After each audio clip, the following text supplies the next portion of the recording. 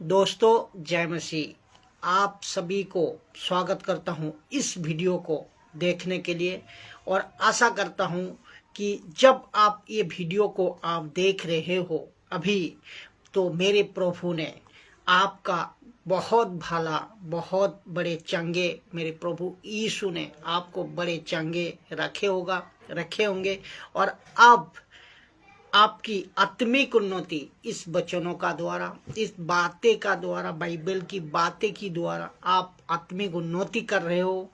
और Facebook, YouTube, Instagram के followers अर्थात खरी शिक्षा के जो सही शिक्षा के फॉलोअर्स हैं, जो खरी शिक्षा के फॉलोअर्स हैं, जो मसीह के पीछे चलने का निर्णय ले चुके हैं, तो खरी शिक्षाओं के दीवाने हैं जो लोग, उन सभी को ये इस शॉर्ट वीडियो को मैं देखने के लिए स्वागत करता हूं कि एक अद्भुत खुलासा, अद्भुत एक वचनों का साथ आपको कुछ सीखने को मिलेगा जो वो सीखना चाहिए। वचन को हम पढ़ते हैं जो कि मेरी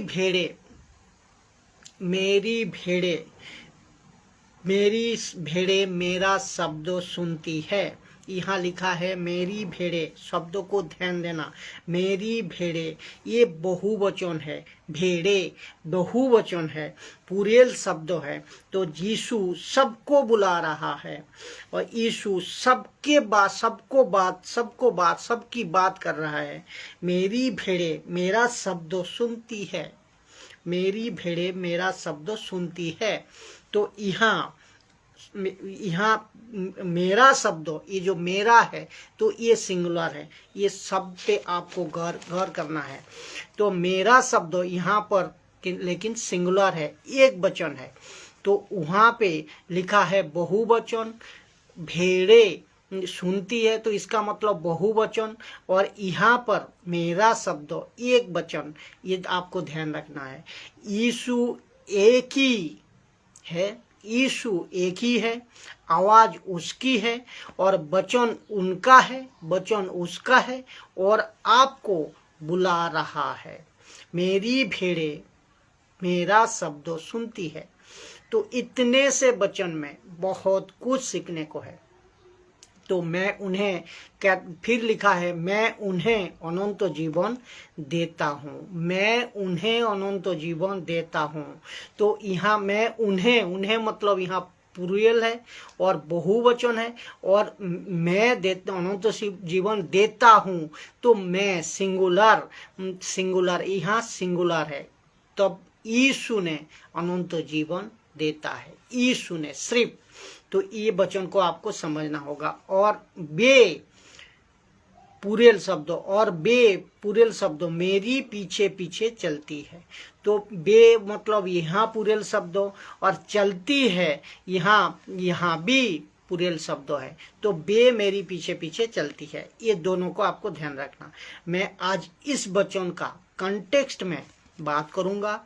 जब यीशु उसको बोल रहे थे, कह रहे थे, तो और उसको याद रखो कि यीशु के बारे में 4 किताबों में लिखी गई है, जो कि मत्ती 28 अध्याय आप सब लोग जानते हैं, और मरकुस 16 अध्याय, लूका 24 अध्याय और यूहन्ना की 21 अध्याय। ये चारों पुस्तकों में एक ही व्यक्ति के बारे में उन दिनों में जिन लोगों ने उनके साथ वक्त बिताया था, तो इन सब बातों के चर्चा की है कि कॉन्टेक्स्ट देखिए क्या कहते हैं। तो यीशु यहाँ पर जिन से बात कर रहा था वो यहूदी लोग थे, वो शास्त्री फरीसियों से थे और यरूशलेम के लोगों थे। तो और वो कह रहे थे कि तुम मेरे भेड़े नहीं हो। किसको कह रहे थे? इन यहूदियों को, इन शास्त्री फरीसियों को और इन यरूशलेम के लोगों को कह रहे थे तुम मेरी भेड़े नहीं हो। तो मेरी भेड़े मेरी आवाज, मेरा आवाज सुनता है, मेरी आवाज पहचानता है। तो मेरी भेड़े मेरा शब्दों सुनता है। तो इन बातों को जब यीशु कह रहे थे, शास्त्री फरीसी वहां पर थे जो बहुत सारे आवाज करते थे। ये आप सब लोग जानते हैं, बहुत सारे आवाज करते थे।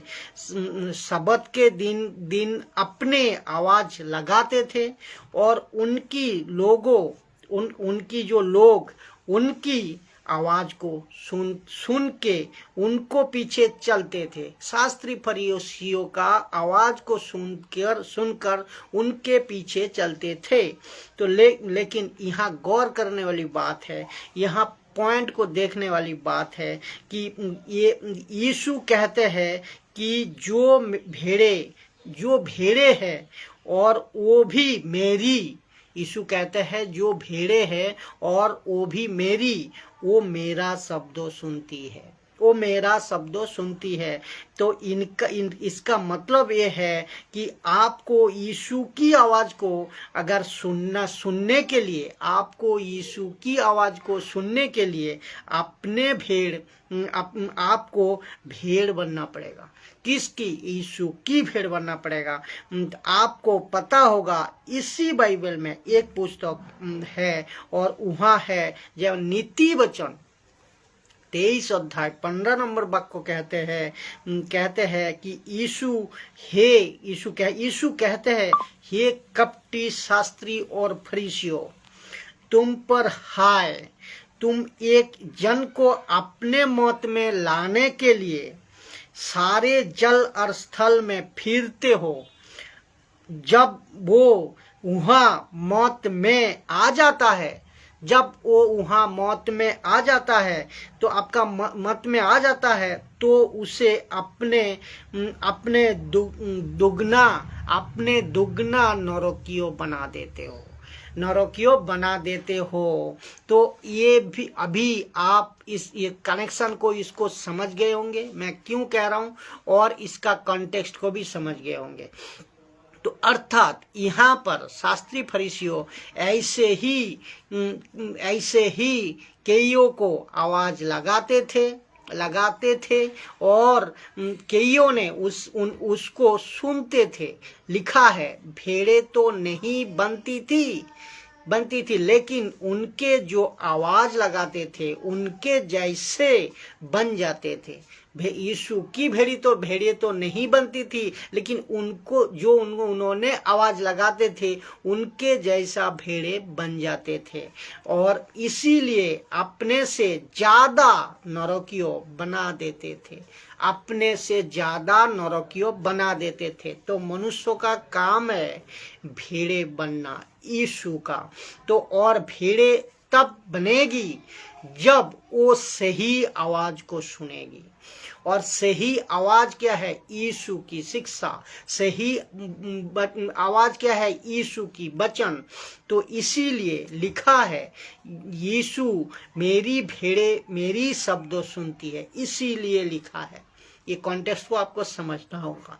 इस वचन के माध्यम से मैं आज आपको कहना चाहता हूँ कि चाह रहा हूँ, आज भारत हो और भारत के बाहर ऐसे बहुत सारे लोग चरवाहा बनकर आवाज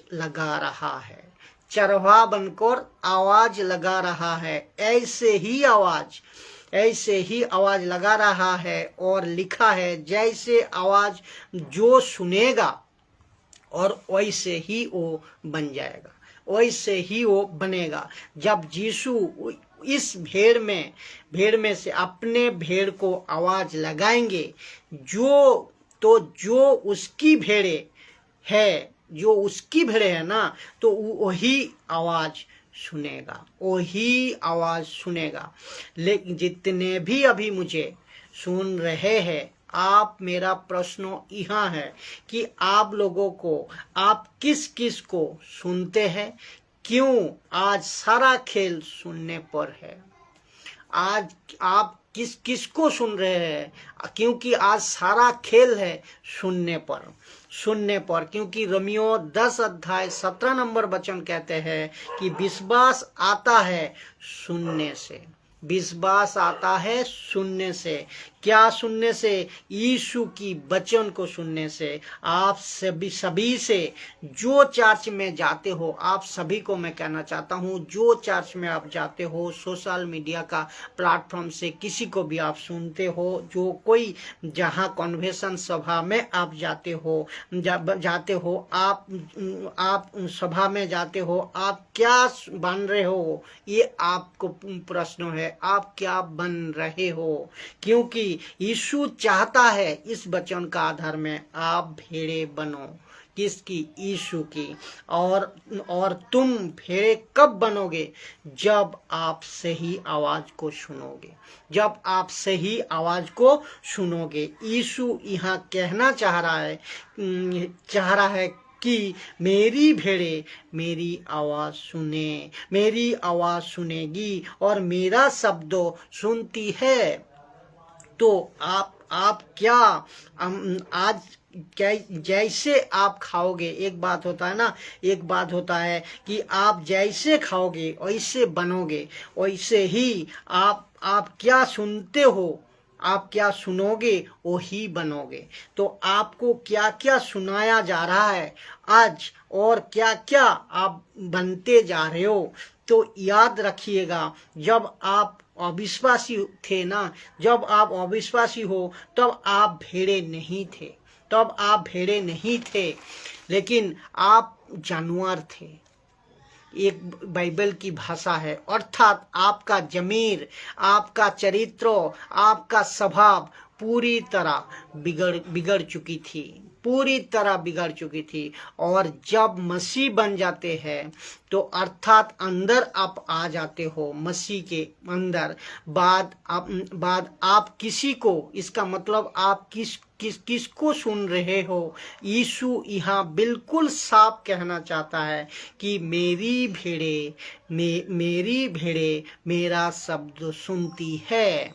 तो यहाँ सोशल प्लेटफॉर्म पे या पुलपिट पे बहुत सारा आवाज आज दी जा रही है। तो आपको तय करना है, आप क्या सुन रहे हो और आप क्या बन रहे हो। तो आप जो सुनोगे ना, तो वही आप बनोगे। आप खुद तय करो कि आप क्या सुनना चाहते हो। मत्ती की किताब 23 अध्याय 15 नंबर वाक्य को कहते हैं, ये नहीं भूलना, शास्त्री फरीसियों आवाज लगा रहे थे, मेरे पीछे आ जाओ। लेकिन यीशु क्या कहते हैं? जब वो आवाज आते थे तब तुम उनको दुगना नरकियों बना देते हो। जब आपकी आवाज को सुनते थे, शास्त्री फरीसियों का आवाज को सुनते थे तो उनको दुगना नरकियों बना देते थे। तो ये वचन को आपको याद रखना है। आज सब खेल आज सुनने पर है। आप सुनते किसको हो, आप कहते सुनने का बाद उसको लेते कैसे हो, ये चीज आप सबसे बड़ी डिपेंड करता है। तो आप खुद को तय करें, खुद को परखे और जिसको सुनते हो उसको भी परखे। तो आप संसार से निकालकर मसीह में तो आ ही गया हो, लेकिन कहीं दूसरा आवाज सुनकर दुगना नरकियो तो नहीं हो रहे हो, नहीं बन रहे हो। इसका मतलब आप किसको सुनते हो और कैसे आप सुनते हो और जो सुनते हो वो आवाज कहाँ से है, ये चीज को आपको चेक करना है। मैं आपका बीच यीशु मसीह का आवाज को लेको आता हूँ, मैं आपका बीच यीशु की आवाज को लेको आता हूँ, तो आपके बीच ये लाता हूँ। तो मेरी मकसद यही है कि इस वचन के मुताबिक आप तक यीशु की आवाज वो सही तरह पहुंचे, सब मसीहों को जहाँ कहीं से भी हो आप लोग, सबको मैं कहना चाहता हूँ कि यीशु की आवाज़ को सुनो, यीशु की बातें को सुनो और यीशु की भेड़े बनो, यीशु की भेड़े बनो। ये दूसरे को आप बनाने का प्रयास को कराओ, दूसरे को भी यीशु की भेड़े बनने का प्रयास कराओ। ये है सच्ची एक यीशु की बातें सिखाता है कि यीशु की बातें, यीशु की आवाज, यीशु की भेड़े सुनेगी। यीशु कहना चाहता है ये, तो आपको सुनना, किसको कैसे और किस तरह लेना है वो यीशु की वचनों का द्वारा आप खुद मिलाए सबको। जय मसीह की। इस वीडियो का द्वारा आप जितने हो सके आप खुद सीखे, दूसरे को सिखाए और इसमें यीशु की मजबूत भेड़े बनने का प्रयास को पूरा करें।